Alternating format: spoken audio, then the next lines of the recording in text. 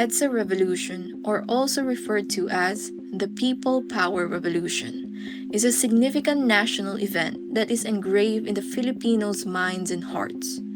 Due to the result of the long oppressed freedom and the life-threatening abuses executed by the Marcos government, to cite several events like human rights violations since tyrannical martial law proclamation, culminated on February 22 to 25, 1986.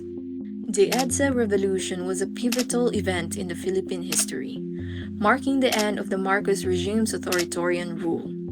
From February 22 to 25, 1986, millions of Filipinos gathered along EDSA, demanding freedom, democracy, and justice.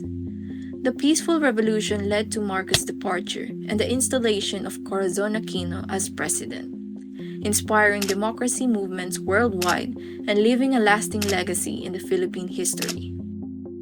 Ferdinand Marcos' long authoritarian rule, marked by increasing corruption, laid the foundation for the People Power Revolution. The assassination of opposition leader Benigno Aquino Jr. ignited widespread public outrage against Marcos, further fueling resistance. His widow, Corazon Aquino, emerged as a symbol of opposition, challenging Marcos in the 1986 presidential elections.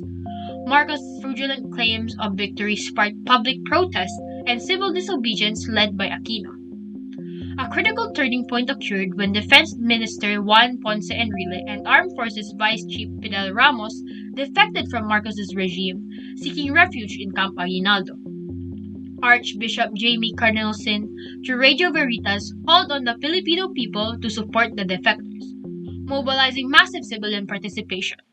My dear people, I wish you to pray because it's only through prayer that we may solve this problem. This is Cardinal Sin speaking to the people, especially in Metro Manila. I am indeed concerned about the situation of Minister Enrile and General Ramos. I am calling our people to support our two good friends at the camp.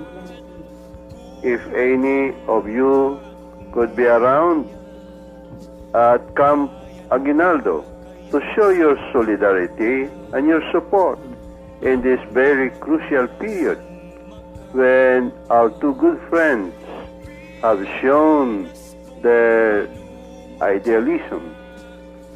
I would be very happy if you could support them now.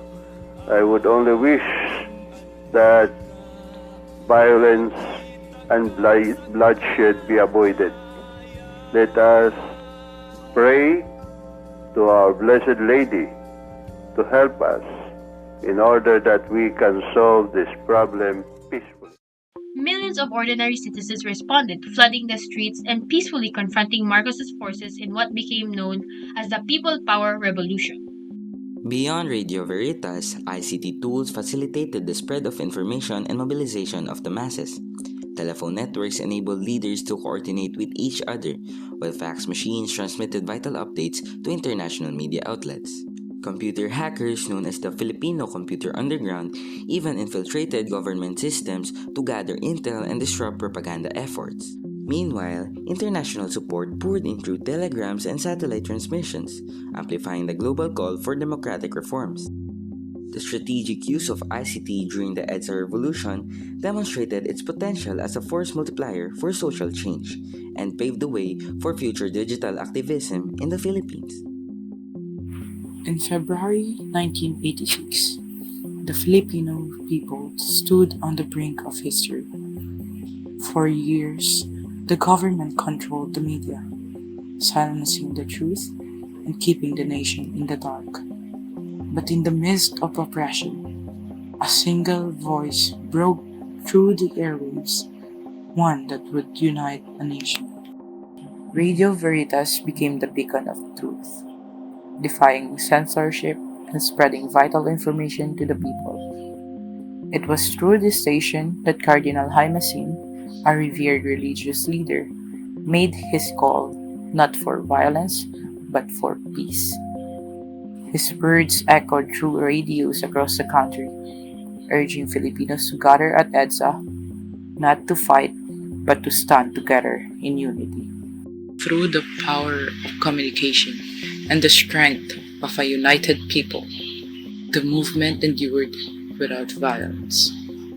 And in the end, the dictatorship fell, not to bullets or bloodshed, but to the unwavering spirit of a nation that chose peace over fear. Now, what do you guys think about the impact of ICT during the EDSA revolution in 1986? Just as the power of unity and courage shaped the EDSA revolution, ICT played an important role during that time. Cardinal Sin's message brought Filipinos to EDSA in a peaceful demonstration of unity and courage.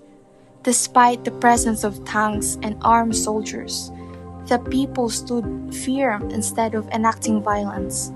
The power of communication and faith in humanity overcome the threat of force.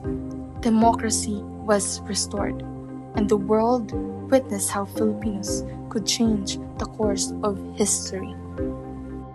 Reflecting how Cardinal Sin used radio broadcasts during the 1986 People Power Revolution to call Filipinos to action, social media platforms of today are used to advocate for social and political causes, as well as to spread awareness among the people. Viral campaigns such as #BlackLivesMatter shows how ICT is still being used to challenge injustices and promote collective action. While technology has evolved over the years, its role in empowering people and encouraging social change remains just as powerful today.